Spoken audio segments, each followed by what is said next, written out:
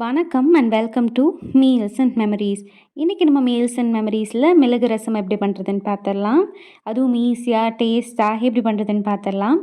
First ஒரு பாத்திரத்தில் நம்ம 2 தக்காளி போட்டுட்டு அதில் நம்ம மூழ்கிற அளவுக்கு தண்ணி ஊற்றி நம்ம அதை வேக வச்சு எடுத்துக்க போகிறோம். ஒரு 10 நிமிஷம் வேக வச்சுட்டு நம்ம அடுப்பை ஆஃப் பண்ணிடலாம். தோலெல்லாம் தனியாக உறிஞ்சு வர மாதிரி வந்துடும். அப்போ நம்ம அடுப்பை ஆஃப் பண்ணிடலாம். அடுத்ததாக ஒரு மிக்ஸி ஜாரில் நம்ம வேக வச்சுருக்கோம் இல்லையா, அந்த தக்காளியை நம்ம சேர்த்துக்கலாம். கூடவே ஒரு ஃபுல் பூண்டு தோல் உரிச்சிட்டு அதையும் நம்ம சேர்த்துக்கலாம். ஃபுல் பூண்டையும் சேர்த்துட்டு நம்ம 2-3 கொத்து கருவேப்பிலை சேர்த்துக்கலாம்.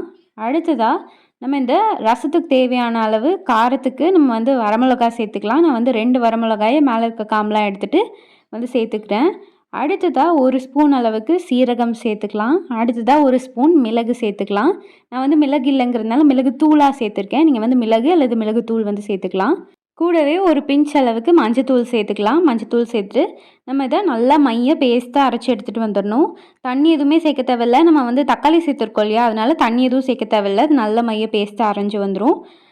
அடுத்ததாக இங்கே பாருங்கள், நான் புளியை ஒரு எலுமிச்சம்பழ சைஸ் புளியை நல்லா ஊற வச்சுருக்கேன். நீங்கள் ஃபாஸ்ட்டாக முன்னாடியே ஊற வைக்காமல் விட்டுட்டிங்க அப்படின்னா அதை சுடு தண்ணி ஊற்றி ஊற வச்சிங்கன்னா சீக்கிரமாக இந்த மாதிரி ஊறிடும்.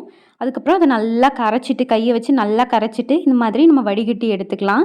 இப்போ பாருங்கள், இந்த அளவுக்கு நம்ம வடிகட்டி எடுத்துக்கணும். அடுத்ததாக நம்ம தாளிச்சிடலாம். ஒரு பாத்திரத்தில் கொஞ்சமாக எண்ணெய் சேர்த்துட்டு எண்ணெய் நல்லா காஞ்ச உடனேயும் கடுகு சேர்த்துக்கலாம். கடுகு நல்லா பொரிஞ்ச உடனேயும் 2-3 கொத்து கருவேப்பிலை சேர்த்துக்கோங்க. கொத்தமல்லி தழை இருந்ததுன்னா கூட ஒரு கைப்பிடி அளவு கொத்தமல்லி தலையை இந்த ஸ்டேஜில் சேர்த்துக்கிட்டிங்கன்னா நல்லா வாசமாக இருக்கும். ரசம் நல்லா மணமாகவும் வாசமாகவும் இருக்கும். அடுத்ததாக நம்ம பேஸ்ட்டாக அரைச்சி எடுத்துகிட்டு வந்திருக்கோம்ல, இந்த தக்காளி பூண்டு அதெல்லாம் அதையும் நம்ம சேர்த்துக்கிட்டு நல்லா இந்த மாதிரி அதை கொதிக்க விட்டுறணும். அது நல்லா கொதித்து வந்ததுக்கப்புறமா நம்ம புளித்தண்ணி சேர்க்கணும்.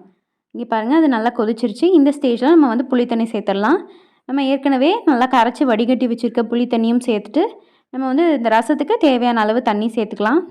கூடவே தேவையான அளவு கல்லுப்பு சேர்த்துட்டு நம்ம நுரைச்சி வர வரைக்கும் வெயிட் பண்ணணும். ரசம் நல்லா நுரைச்சி வர ஸ்டேஜில் நம்ம அடுப்பை ஆஃப் பண்ணிடணும். கொதிக்க விடக்கூடாது. இங்கே பாருங்கள், இந்த அளவுக்கு இந்த மாதிரி நுரைச்சி வரும்போது நம்ம அடுப்பை ஆஃப் பண்ணிடணும். ஃபுல்லாக கொதிக்கலாம் விடக்கூடாது. கொதிக்க விட்டால் டேஸ்ட் போயிடும். அவ்வளோதான். இதை சுட சுட சாதத்தோட சுட சுட ரசம் ஊற்றி சாப்பிட்டிங்கன்னா அருமையாக இருக்கும். கண்டிப்பாக இந்த மெத்தடில் இதே அளவுகளோட செஞ்சு பார்த்துட்டு எப்படி வந்துச்சுன்றதை கமெண்ட்ஸில் சொல்லுங்கள். வீடியோ பிடிச்சிருந்ததுன்னா லைக் பண்ணிவிட்டு நம்ம சேனல் மீல்ஸ் அண்ட் மெமரீஸை சப்ஸ்கிரைப் பண்ணிக்கோங்க. Happy cooking.